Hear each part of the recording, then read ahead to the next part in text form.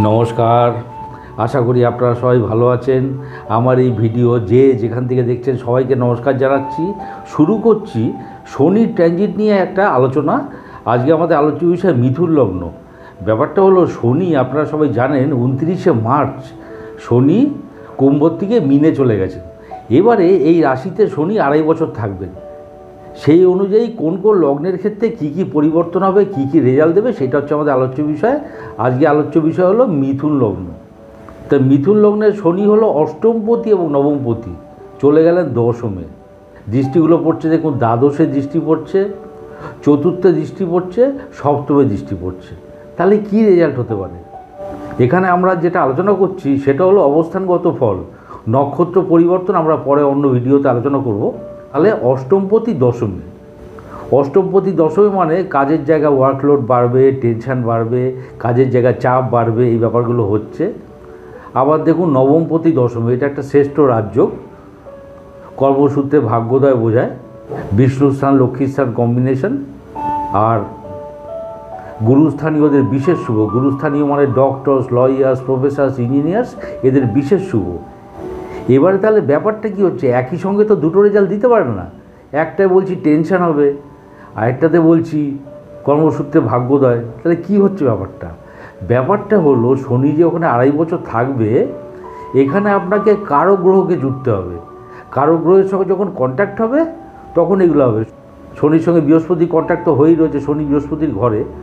এবারে টেনশানে কারো গ্রহকে মঙ্গল, তার সঙ্গে যখনই কন্ট্যাক্ট হবে তখনই কাজের জায়গায় টেনশান, ওয়ার্কলোড বাড়া, এই ব্যাপারগুলো আসবে। আবার কর্মসূত্রে ভাগ্যোদয় শনি বৃহস্পতি যখন কন্ট্যাক্ট হচ্ছে তখন, এটা খুব ভালো আর কি। আপনাকে বুঝতে হবে যে কারো গ্রহের সঙ্গে কন্ট্যাক্ট হলে এগুলো হবে। এবারে দেখুন শনির দৃষ্টি পড়ছে দ্বাদশে, অর্থাৎ 20-এ। তাহলে অষ্টমপতি দৃষ্টি পড়ে গেল দ্বাদশে। কী হতে পারে? কর্ম পরিবর্তনের সম্ভাবনা আছে বা কর্ম পরিবর্তনের সুযোগ আসতে পারে, খরচা হ্রাস পাবে, এটা একটা ভালো ব্যাপার।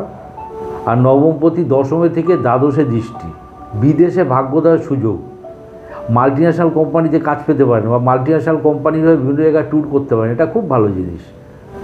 বাবার পেছনে খরচা হতে পারে, বাবার পেছনে টেনশন হতে পারে, এই ব্যাপারগুলো আসছে। শনির দৃষ্টি পড়ছে চতুর্থে। দেখুন অষ্টমপতি দশম স্থান থেকে চতুর্থে দৃষ্টি পড়ছে। কর্ম সংক্রান্ত ব্যাপার নিয়ে মানসিক টেনশন, 10th হাউস থেকে পিতা দেখে, বাবাকে জড়িয়ে ফ্যামিলিতে কোনো টেনশন হতে পারে, এই ব্যাপারগুলো আসছে। নবমপতি দশমে থেকে চতুর্থে দৃষ্টি, চৌথ স্থানটা কি বিদ্যাস্থান, কোনো প্রফেশনাল স্টাডি সুযোগ পেতে পারেন। 10 থেকে আমরা দেখি বিদ্যাজনিত যশ, পড়াশোনা করা আর ইউনিভার্সিটি পরীক্ষা পাশ করা এক নয়। যারা পরীক্ষা দেবেন তারা খুব ভালো রেজাল্ট করবেন, সুতরাং এটা খুব ভালো।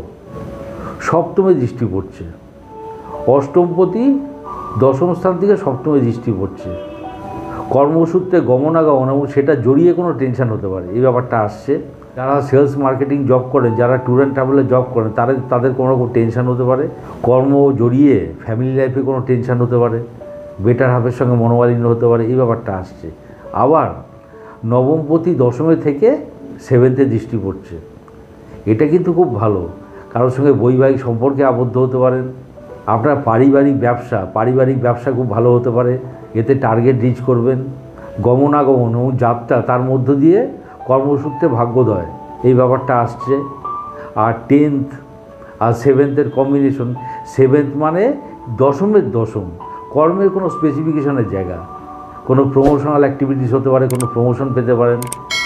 নবমপতি দশমে থেকে সপ্তমে দৃষ্টি খুব ভালো। আর সবথেকে বড় কথা, একটা বৃহস্পতি কি হাউস অফ টার্গেট, লক্ষ্য। আপনি আপনার লক্ষ্যে পৌঁছাতে পারবেন কর্মস্থানে। চলাফেরা একটু সাবধানে করতে হবে, চোট আঘাত পেতে পারেন। ওভারঅল শনির ট্রানজিট মীন রাশিতে, এটা মিথুন লগ্নের জন্য ভালো ফল দেবে। ভিডিওটি ভালো লাগলে লাইক, শেয়ার, সাবস্ক্রাইব করুন। সবাই ভালো থাকবেন। নমস্কার।